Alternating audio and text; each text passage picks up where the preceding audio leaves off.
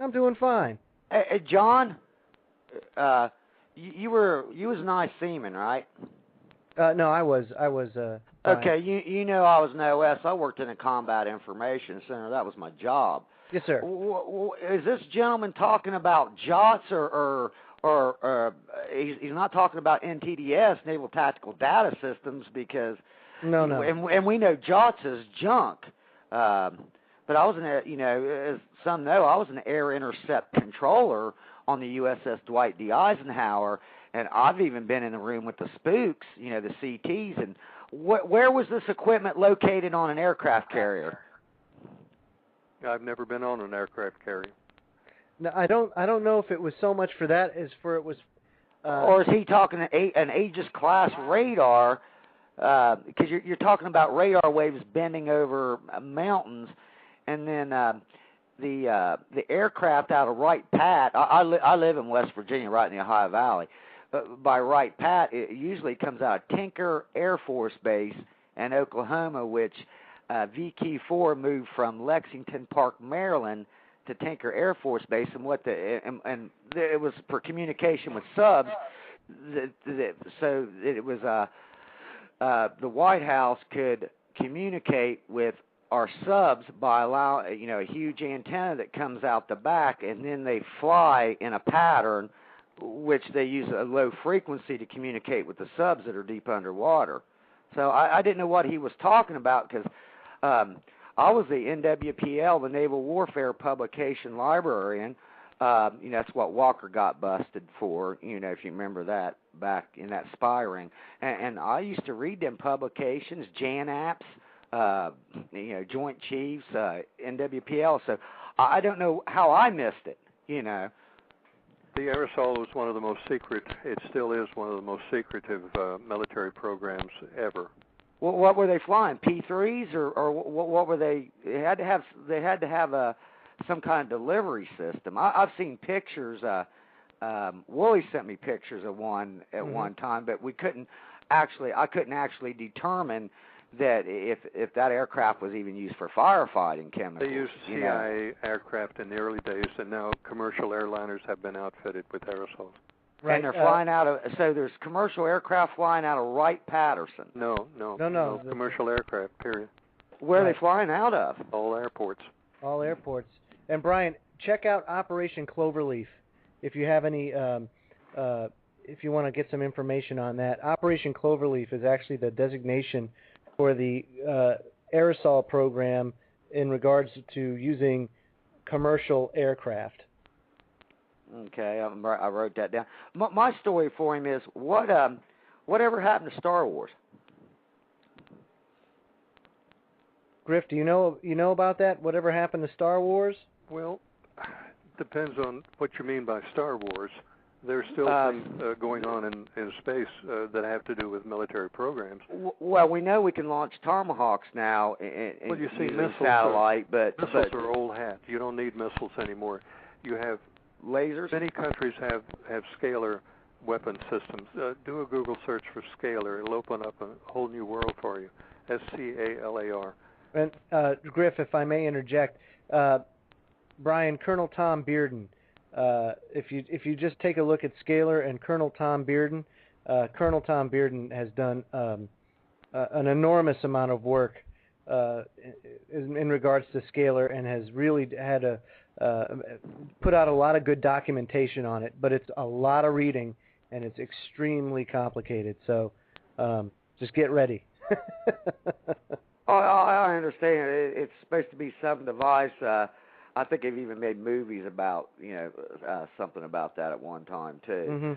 Mm-hmm. I didn't know if this was just something we put into the Philadelphia experiment that was supposedly take place. It's just that, I don't know if this gentleman knows, I worked for the Department of Defense Biometrics Fusion Center under the G6 for the Department of the Army and stuff, of course, he's been to the NSA building there in the Beltway as well. But yeah, I've seen some extraordinary things, but usually, they're not perfect. They're not perfected. They're just theories and ideas that people's come up with. But it just the chemtrails and stuff. As many aircraft as I've been on, and these aircraft, of course, it would have to be flying. They'd have to be flying their flight paths and follow a flight plan with the FFA, but which that could happen because there would have to be a deception there. But is there any unique identifiers to these aircraft? No. No, there isn't, Brian.